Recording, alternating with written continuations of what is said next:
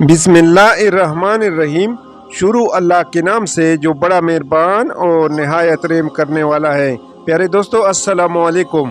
دشمن اسلام ابو جہل نے دینی اسلام کو نقصان پہنچانے کی بہت کوشش کی، مگر اللہ عز و جل نے اس کی ہر چال ناکام بنا دی اور اللہ عز و جل کا دین دن دگنی اور رات چگنی ترقی پاتا رہا، اور اللہ عز و جل کے حبیب حضور نبی کریم صلی اللہ علیہ وآلہ وسلم کا نام پوری عرب دنیا میں روشن ہوتا گیا۔ ابو جہل کا ایک یمنی دوست تھا جس کا نام حبیب بن مالک تھا۔ یمن سے تعلق کی وجہ سے اسے حبیب یمنی کہا جاتا تھا۔ یہ پہلوان بھی تھا اور اپنے قبیلے کا سردار بھی تھا۔ ابو جہل نے ایک دن اپنے یمنی دوست حبیب یمنی کو پیغام بھیجا کہ اس پر ایک مشکل آن پڑی ہے اور تم نے ہمیں پوچھا بھی نہیں۔ حبیب یمنی فوراً چلا آیا۔ کون سی مشکل تم پر آن پڑی ہے؟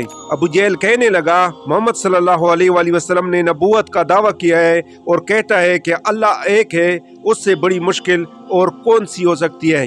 حبیب یمنی نے کہا، تم سرداران قریش کا جلسہ کرو اور محمد صلی اللہ علیہ وآلہ وسلم کو اس اجلاس میں بلاؤ، پھر میں وہاں ان سے کچھ سوالات کروں گا۔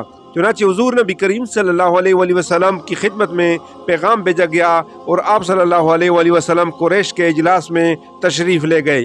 اس رات چاند کی 14ویں تھی اور چاند اپنے پورے جوبن پر تھا۔ حضور صلی اللہ علیہ وآلہ وسلم کی آمد سے کچھ دیر پہلے ابو جہل اپنے ساتھیوں سے کہنے لگا، دیکھو جب محمد صلی اللہ علیہ وآلہ وسلم آئیں تو کوئی شخص بھی ان کا استقبال کھڑا ہو کر نہ کرے، یعنی کوئی شخص ان کی عزت افزائی نہ کریں۔ سب نے ابو جہل کی بات پر لبیک کہا، اور پھر جب حضور نبی کریم صلی اللہ علیہ وآلہ وسلم قریش کے اجلاس میں تشریف لائے تو سب سے پہلے ابو جہل اپنی جگہ سے کھڑا ہو گیا، اور اس کو دیکھ کر تمام سرداران قریش اور دوسرے مہمان حضرات بھی اپنی اپنی جگہوں پر احتراماً کھڑے ہوئے۔ پھر جب اجلاس برخاست ہوا تو سب لوگوں نے ابو جہل سے کہا، تم نے ہمیں کھڑا ہونے سے منع کیا تھا اور خود محمد صلی اللہ علیہ وآلہ وسلم کے احترام میں کھڑا ہو گیا، کیوں؟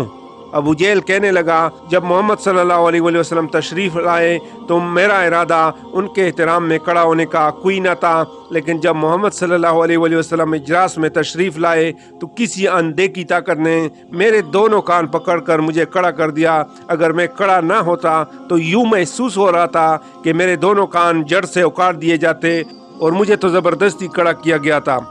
حضور نبی کریم صلی اللہ علیہ وآلہ وسلم قریش کے اجلاس میں تشریف لائے اور حبیب ابن مالک نے آپ صلی اللہ علیہ وآلہ وسلم کا نورانی چہرہ مبارک دیکھا تو اس کا دل بول اٹھا۔ ایسا نورانی چہرہ کسی جادوگر یا جھوٹی کا نہیں ہو سکتا، یہ ہستی ضرور اللہ عز و جل کی جانب سے مبعوث کی گئی ہے۔ حبیب ابن مالک نے رسول اللہ صلی اللہ علیہ وآلہ وسلم کی بارگاہ میں عرض کیا، آپ صلی اللہ علیہ وآلہ وسلم کس بات کی دعوت دیتے ہیں؟ حضور نبی کریم صلی اللہ علیہ وآلہ وسلم نے فرمایا، اس بات کی کہ اللہ ایک ہے، وہ وحدہ لا شریک ہے، اور میں محمد صلی اللہ علیہ وآلہ وسلم اللہ کا رسول ہوں۔ حبیب ابن مالک نے عرض کیا، اللہ عز و جل نے اپنے پہلے تمام رسولوں کو معجزات عطا کیے تھے، آپ صلی اللہ علیہ وآلہ وسلم اگر اللہ کے رسول ہیں تو آپ صلی اللہ علیہ وآلہ وسلم کے پاس کون سا معجزہ ہے؟ اللہ عز و جل کے فضل سے حضور نبی کریم صلی اللہ علیہ وآلہ وسلم نے فرمایا، اے حبیب تجھے کیا چاہیے؟ حبیب ابن مالک نے دل میں کہا، اگر واقعی محمد صلی اللہ علیہ وآلہ وسلم اللہ کے رسول ہیں تو ان سے دو باتوں کا مطالبہ کرتا ہوں، ایک ظاہر اور دوسرا باطنی رکھوں گا، اور اللہ کے نبی دل کی بات کو بھی جان لیتے ہیں اللہ کے فضل سے۔ حبیب ابن مالک کی ایک بیٹی تھی جو پیدائشی اپاہج تھی اور صرف لیٹی رہتی تھی اور ہل جل نہ سکتی تھی۔ حبیب ابن مالک نے دل میں یہ بات رکھی، میں اپنی بیٹی والی بات باطن میں رکھوں گا، اگر محمد صلی اللہ علیہ وآلہ وسلم اللہ کے سچے رسول ہیں تو جان جائیں گے۔ حبیب ابن مالک تھوڑی دیر سوچ میں پڑ گیا تو تمام سرداران قریش اس کے منہ کی طرف دیکھنے لگے کہ دیکھیں حبیب ابن مالک کیا مطالبہ کرتا ہے۔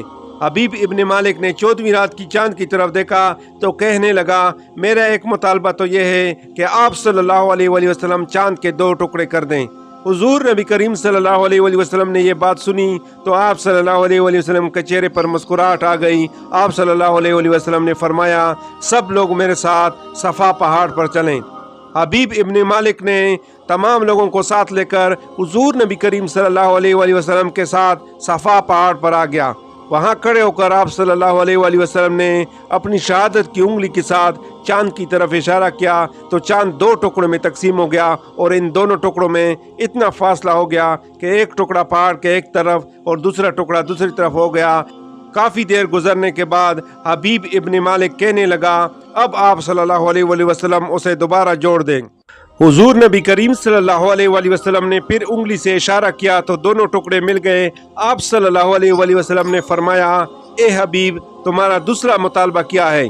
تو وہ پہلا معجزہ دیکھ کر دل میں ایمان لانے کا فیصلہ کر چکا تھا۔ وہ کہنے لگا آپ صلی اللہ علیہ وآلہ وسلم خود معلوم کر لیں کہ میرے دل میں کیا ہے۔ حضور نبی کریم صلی اللہ علیہ وآلہ وسلم نے فرمایا تیری ایک بیٹی ہے جو پیدائشی اپاہج ہے اور تو چاہتا ہے کہ اسے شفا ہو جائے، تو گھر جا کر دیکھ اسے شفا ہو گئی ہے۔ سبحان اللہ۔ یہ سن کر حبیب ابن مالک نے فوراً کلمہ توحید و رسالت پڑھا اور مسلمان ہو گیا، اور اس کے ساتھ اور بہت سے لوگوں نے کلمہ پڑھ لیا۔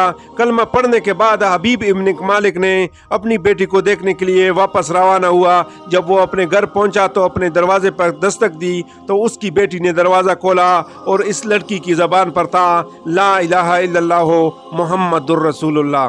حبیب ابن مالک کہنے لگا بیٹی یہ کلمہ تجھے کس نے پڑھایا ہے؟ وہ کہنے لگی ابا جان جس پاک ہستی کے پاس آپ گئے تھے وہ یہاں تشریف لائے تھے، انہوں نے میرے جسم پر اپنا دست مبارک پھیرا تو مجھے مکمل شفا ہو گئی اور مجھے کلمہ بھی پڑھوایا۔